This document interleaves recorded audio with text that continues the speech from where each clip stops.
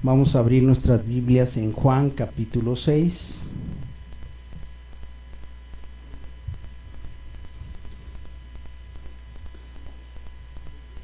Este capítulo tiene varios temas. Es la alimentación de los 5,000. En el versículo 16 Jesús anda sobre el mar. Luego la gente busca a Jesús. Y en el versículo 25 Jesús el pan de vida. Luego en el versículo 60 palabras de vida eterna. Este alcanzaría para todo una semana de devocionales, que es lo que estamos haciendo en los grupos pequeños. Estamos iniciando con varios grupos piloto, y por los resultados que hemos tenido con personas nuevas y personas que ya tienen tiempo en la fe, hemos visto muy buenos resultados. Estarles pidiendo tan solo al día la lectura en función a los temas que marcan los capítulos, un tema por día, pero que escriban, y les pido un cuaderno, se los estoy checando, que estén llevando el cuaderno. El que no lleva el cuaderno se pone penoso, así es que solito al otro día lleva el cuaderno y empieza a hacer esta práctica de búsqueda de Dios. Y créame, las personas nuevas están llegando, siendo evangelizadas por la palabra de Dios. Dice el versículo 35, Jesús les dijo: yo soy el pan de vida, el que a mí viene nunca tendrá hambre, y el que en mí cree no tendrá sed jamás. Cuando inicia este capítulo, inicia con un milagro, la alimentación de los 5,000. Y aquí habla acerca de la necesidad de alimentarnos, y en esto todos nos parecemos. Las personas de Europa, las personas de Rusia, las personas de Estados Unidos, no se diga las de México. Donde haya una persona, estará una persona preocupada por el alimento. Y las personas en tiempos de Jesús igualmente estaban preocupadas por esto. Y precisamente el capítulo 6 inicia Jesús solucionando el problema de alimentación de las 5,000 personas.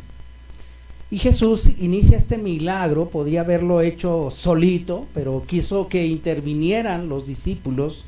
Y en el versículo 5 dice que cuando Jesús alzó los ojos, vio que había venido a él gran multitud. Y dijo a Felipe: ¿de dónde compraremos pan para que coman estos? Inició con una pregunta. Jesús ya sabía que iba a pasar, pero él quiso involucrar en la problemática de que estaban hambrienta la gente que estaba llegando a ellos. Quiso involucrar a sus discípulos. Seguramente Felipe se preocupó. Ay, el Señor me está preguntando, voy a ir con el tesorero, voy a ir con Judas a preguntar, pues, ¿de cuánto dinero hay? Porque el maestro quiere que alimentar a estos. ¿De dónde vamos a comprar tanto? Y checó, le habrá pedido ayuda a otro: Pedro, ayúdame a contar, ¿como cuántos serán? Y contando, pues como 5,000 hombres, mujeres pues por 2, y hijos pues por otros 2, así que serían como 20,000 personas. Y entonces ahí es que llegó Felipe y le dijo: Señor, ni con 200 denarios alcanzarían. Estamos hablando como 200,000 pesos de los precios actuales.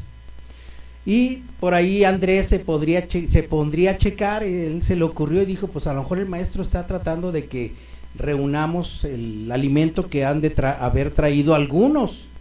Y entonces Andrés más adelante dice en el versículo 9: maestro, aquí está un muchacho que tiene 5 panes de cebada y 2 pececillos más.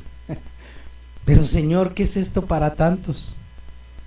Y entonces el Señor mandaría a sus discípulos: organícenlos, siéntenlos, a todos acomódenlos en grupos y siéntenlos.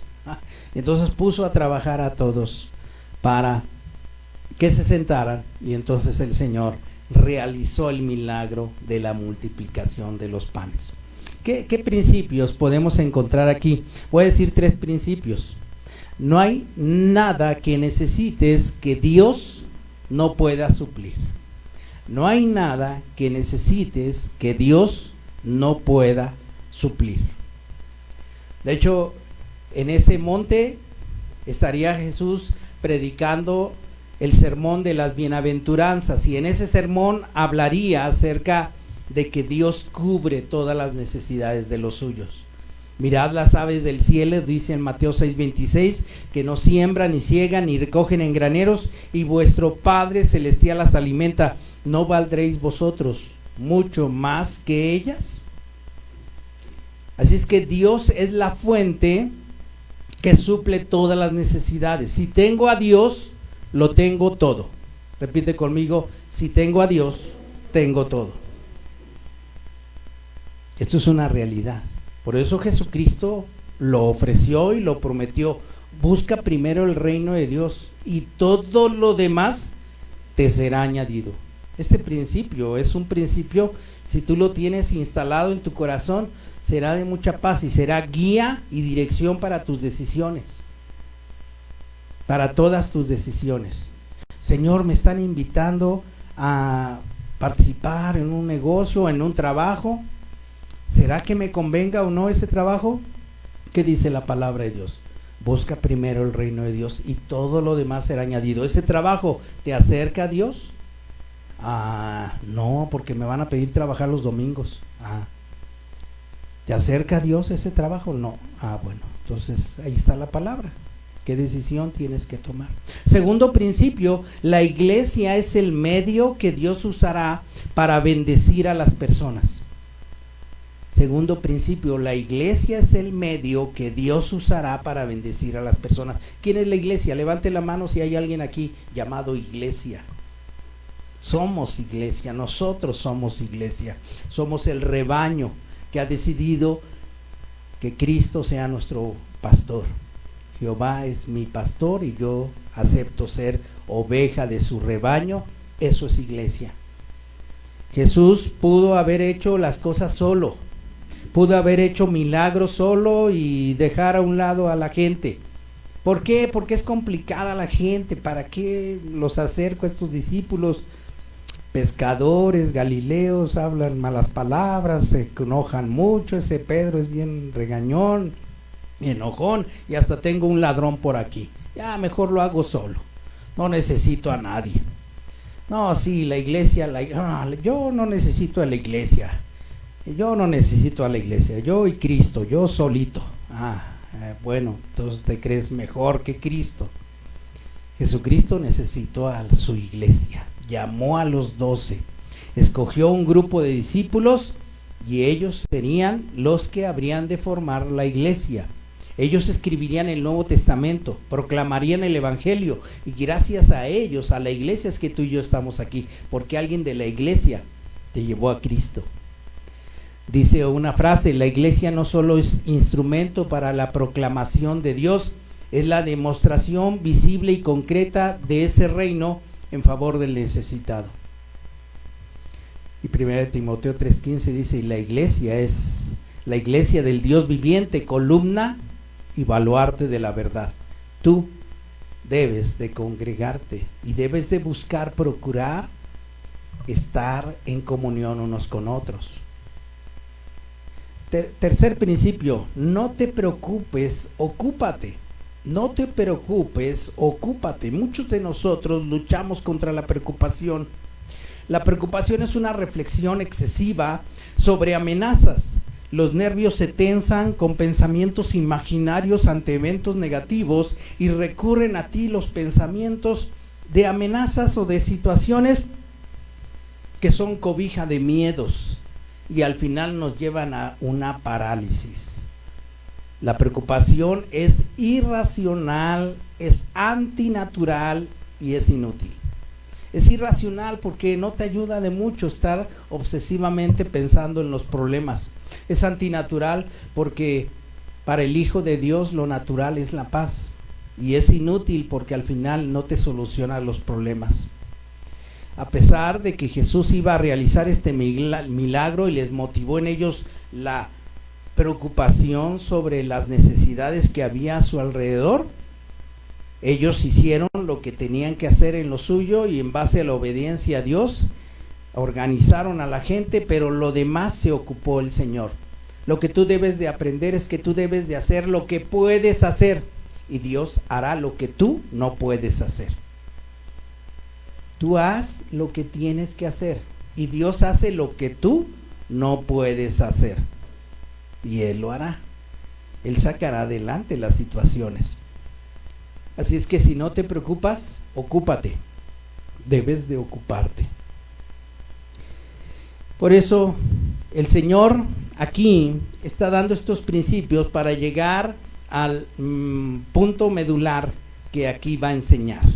Dice que 2 días después del milagro de los panes, Jesús se encuentra con la multitud que le sigue esperando que Jesús realice los milagros.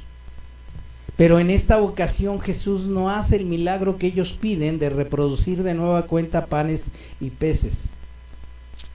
Y en el versículo 26 Jesús les dice: les aseguro que ustedes me buscan no porque han visto señales, sino porque han ¿qué? Comido el pan hasta llenarse y os saciasteis. Y entonces más adelante en el versículo 32 Jesús les dijo: ciertamente les aseguro que no fue Moisés el que les dio a ustedes el pan del cielo. El que da el verdadero pan del cielo es mi Padre. Wow, aquí empieza a acercarse pues con algo que ellos ya sabían. A ver, bueno, pues sí, en los tiempos antiguos recibimos un pan en medio del desierto y un maná que descendió del cielo, y entonces tuvimos esto que venía de Dios a través de Moisés. Pero ahora les está diciendo: aquí tienen el verdadero pan del cielo, y aquí empezaría a causar conmoción.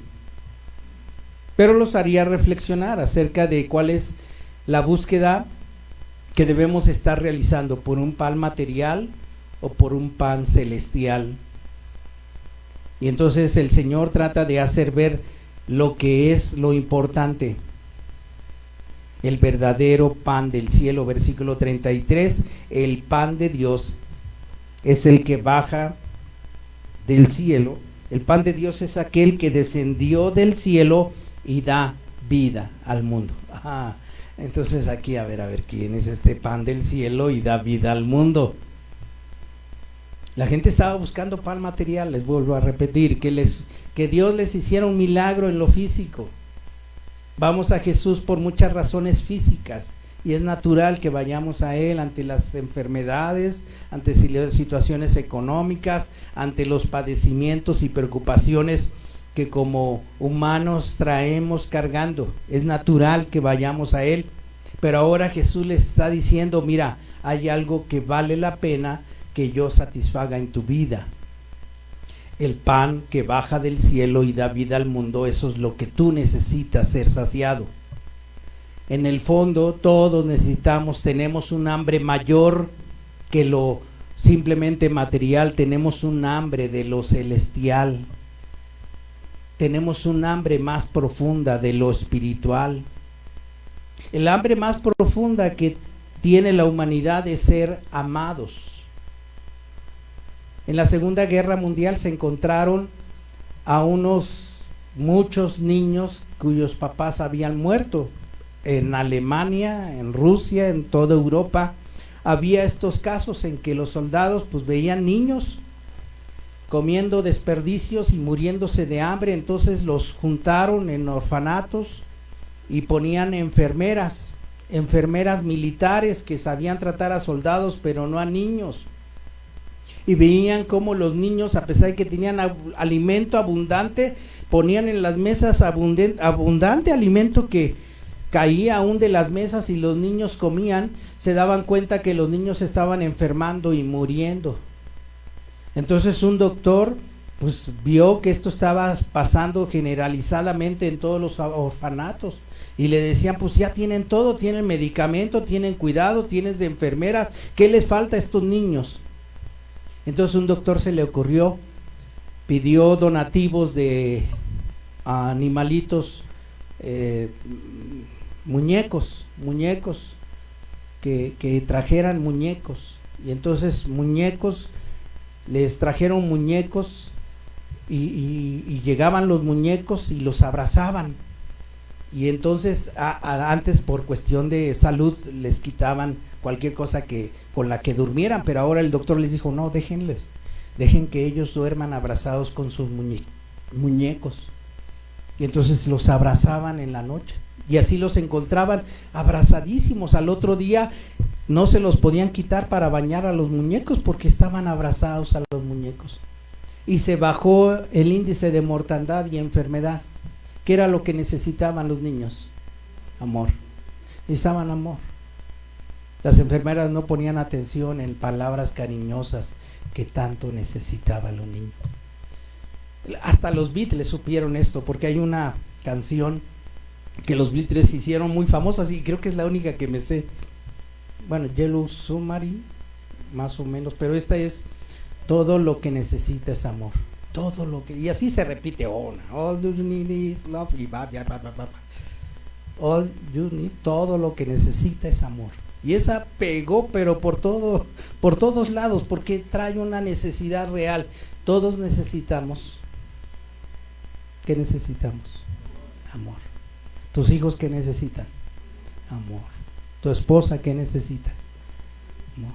¿Tu esposo qué necesita? Amor.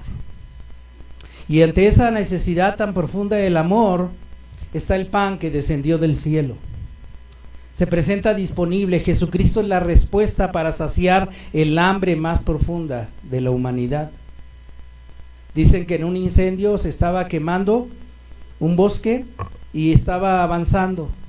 Conforme avanzaban la cuadrilla de la población que estaba ahí como bomberos tratando de parar el bosque, vieron una extraña lucha que se había allí en los cielos, porque un pajarillo, cuando el incendio estaba llegando a uno de los árboles cercanos a un río, un pajarillo bajaba al río, tomaba el agua e iba y echaba agua sobre el fuego en un árbol. Y entonces empezaron a ver esa extraña lucha que hacía un pajarillo sobre ese árbol.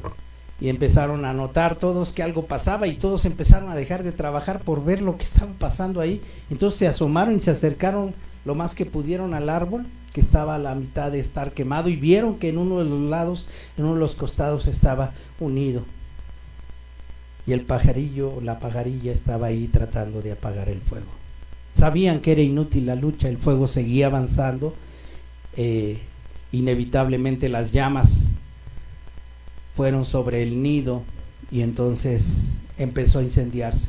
Y todos pensaron, pues ya va a ceder la pajarilla y se va a ir. No se fue. El fuego incendió y la pajarilla fue para cubrir a sus crías en la muerte que ahí estarían experimentando. Más adelante encontraron que en efecto estaba todo quemado el árbol, y moviendo pues estaba el cuerpo de la pajarita mamá, así con sus alas desplegadas, movieron las alas y de ahí salieron unos pajarillos volando. Sí había logrado salvar sus crías por amor. En eso consiste el amor tan profundo de Jesucristo, el pan vivo que descendió del cielo. Y dice Primera de Juan 4:10, Primera de Juan 4:10, en esto consiste el amor, no en que nosotros hayamos amado a Dios, sino que Él nos amó y envió a su Hijo para que fuera ofrecido como sacrificio por el perdón de nuestros pecados. Ya estamos entonces entendiendo el significado que Jesús quería decirles: yo soy el pan que descendió del cielo. ¿Qué nos da a comer de este pan? ¿Qué significa que comamos de este pan de Jesucristo como el pan? Así como el pan material nos da beneficios, ¿qué beneficios nos da el pan de Jesús? ¿Qué elementos nos aporta? Primero, Jesús es la fuente de nuestra nutrición. Juan 6:35, yo soy el pan de vida, declaró Jesús, el que a mí viene nunca pasará hambre, y el que en mí cree nunca más volverá a tener sed. ¿De dónde tomar la fuerza para vivir la vida cristiana? Muchos me dicen, pastor, en cuanto yo quiero acercarme a la palabra de Dios y hacer la voluntad de Dios, cada vez se pone más difícil. Sí, en efecto, necesitamos una fuerza superior, una fuerza que no está en nosotros. Después de ser salvos necesitamos alimentarnos de Cristo. Él es el verdadero pan del cielo. Si no alimento mi alma con el verdadero pan del cielo, enfermaré y no tendré fuerzas para trabajar para Cristo.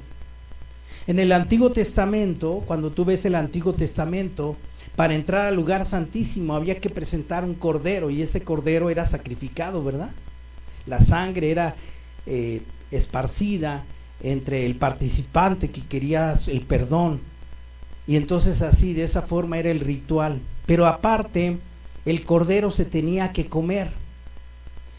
Cordero que sacrificaban tenía que ser comido, alimentado, como parte de la alimentación.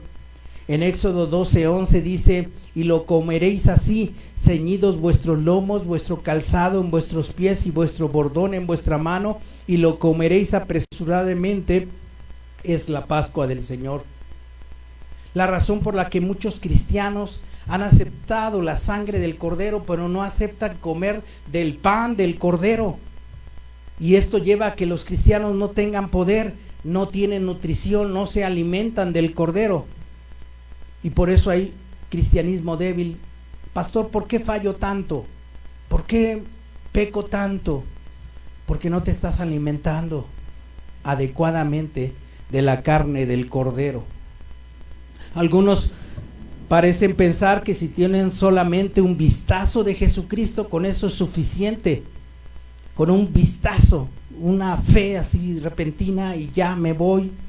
Hay realmente en tu vida necesidades y sufrimientos muy profundos y reales, que quizás tú no los conoces, pero en algo identificas por tu propia forma de vida tan rebelde que tú reconoces, es rebelde. Hay en ti todo un cuerpo que te lleva al pecado, una carne que te lleva al pecado. Exactamente, tú convives con una naturaleza carnal y convives con cristianos imperfectos también. Te desenvuelves en un mundo enemigo de los principios de Dios. Tú necesitas la carne del cordero. Y aquí está Jesús diciendo: yo soy el pan vivo que descendió del cielo.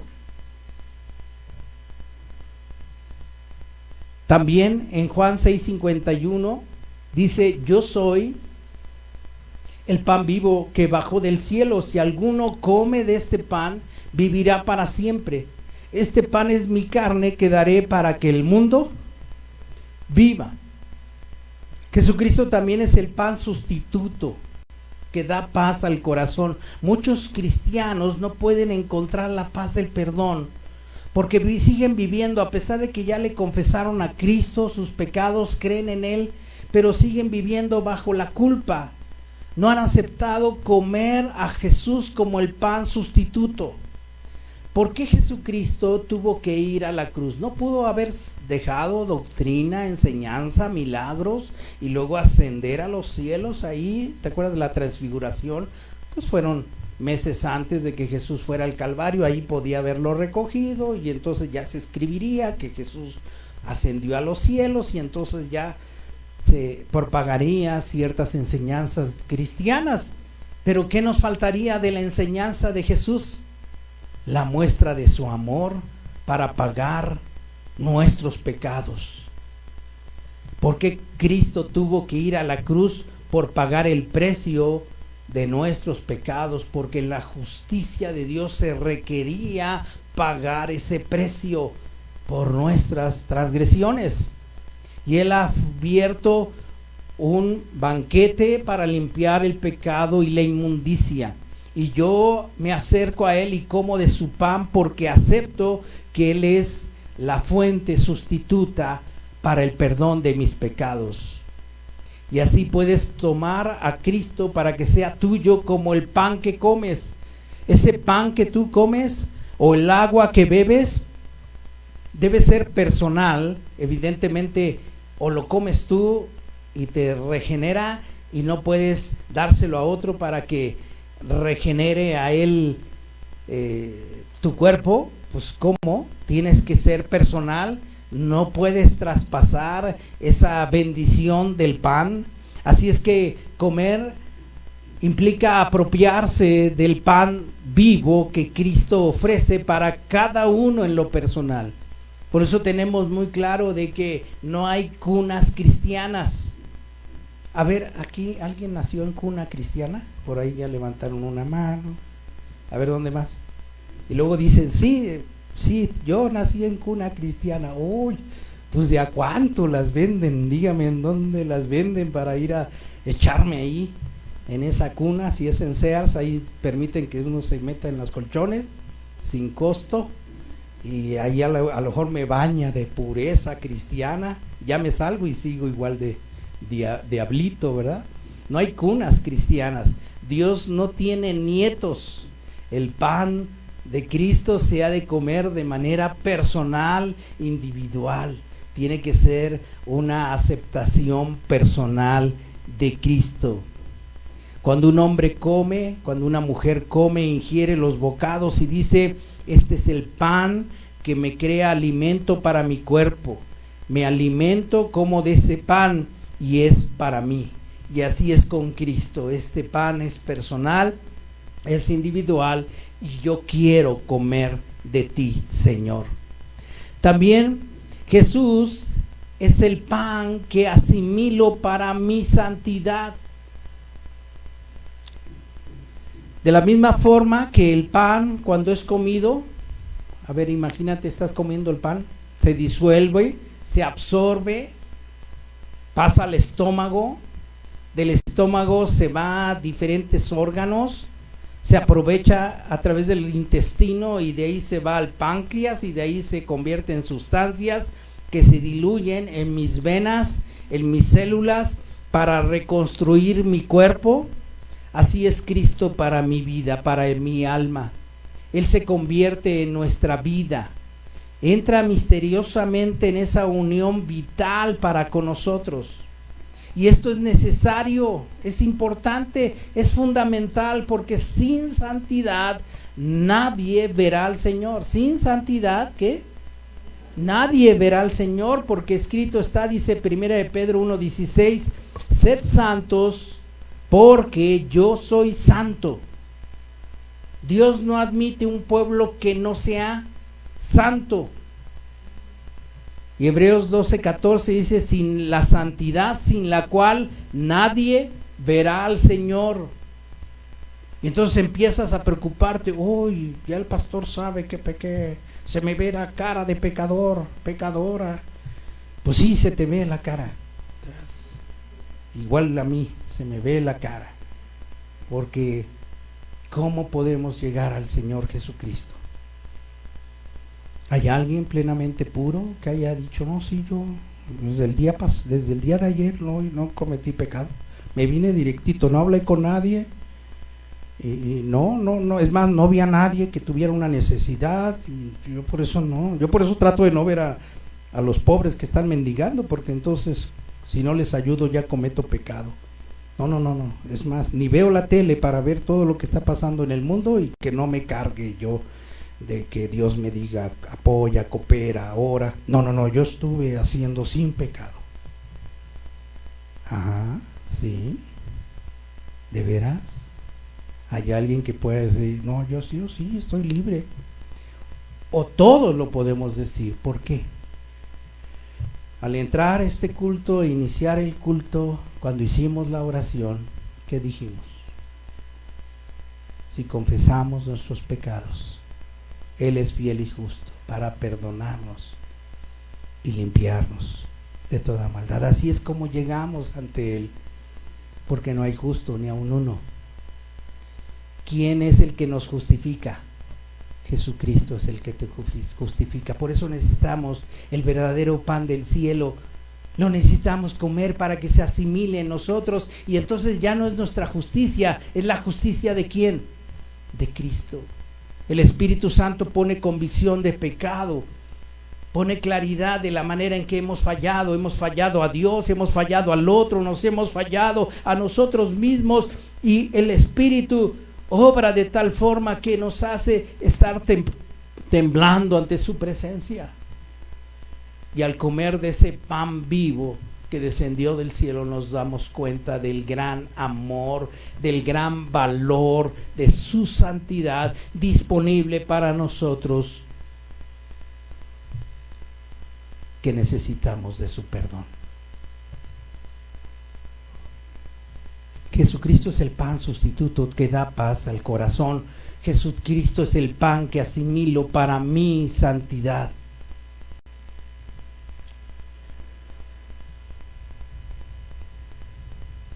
Alimentarse de Jesucristo es tomarlo de tal manera que tu vida esté oculta en Él, hasta que crezcas a ser semejante a Él, hasta que toda tu vida sea de Cristo y el grandioso hecho que Jesús vivió y murió se convierta para ti, para tu mente, en la verdad más poderosa debajo del cielo. Esa va a ser el deseo más profundo, que el pan de vida se asimile en ti para que tú seas uno con Él.